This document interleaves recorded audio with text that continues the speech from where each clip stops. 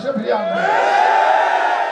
আজকে স্বাধীনতার পর আমাদের প্রথম যে প্রোগ্রাম, এই প্রোগ্রাম আমরা মন খুলে আজকে প্রোগ্রাম করতে পারি।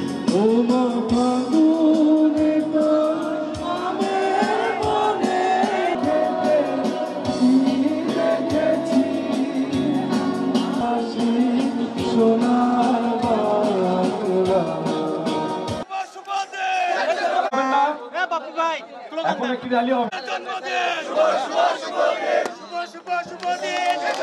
মুক্ত বাংলাদেশে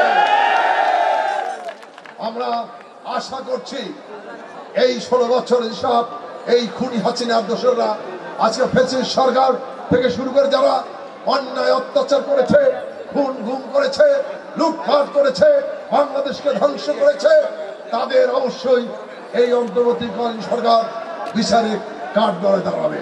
এই বাংলাদেশের মাটিতেই তাদের বিচার করতে হবে। খুনি হাসিনাকে বাংলাদেশে মাটিতে ফিরে নিয়ে এসে তার বিচার বাংলাদেশে করতে হবে। আমাদের নেত্রী দেশনেত্রী বেগম খালেদা জিয়াকে একটি মিথ্যা মামলায়, মাত্র 2 কোটি টাকার একটি ভুয়া মামলায় তাকে কিভাবে কারাগারে অন্তরীণ রেখেছে।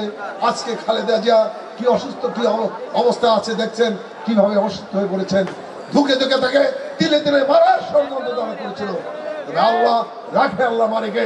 আজকে আল্লাহ অশেষ রহমত, এদেশের মানুষের দোয়ায় খালেদা জিয়া মুক্ত হয়েছে।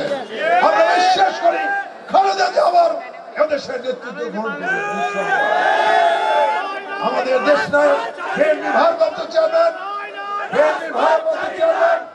তারেক রহমান বীরের বেশে বাংলাদেশে ফিরিয়ে আনবে। আসলে বক্তব্য এখন তো আর কিছু নাই। আমাদের সময় শুধু আপনাদের বলে সুশৃঙ্খল ভাবে আপনারা র্যালি করবেন এবং আজকের এই প্রতিষ্ঠাবার্ষিকী থেকে শপথ গ্রহণ করবেন। যারা চাঁদাবাজি করবে, যারা জবরদখল করবে, তাদের বিরুদ্ধে রুখে দাঁড়াবেন। এটা আমার এবং হাসানের নির্দেশ। আর এই নির্দেশ যদি কেউ পালন না করেন তাহলে তাদেরকে সাংগঠনিক ব্যবস্থা নেব।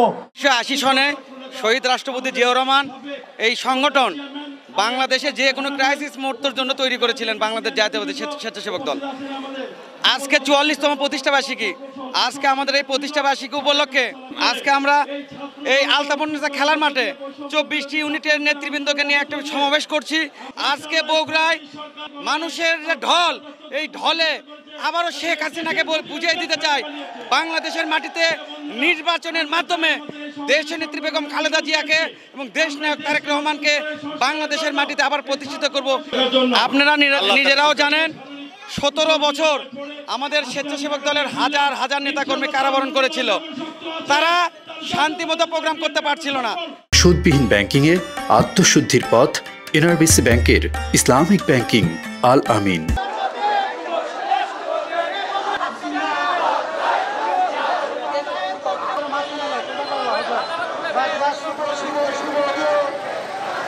টাইট করলাম।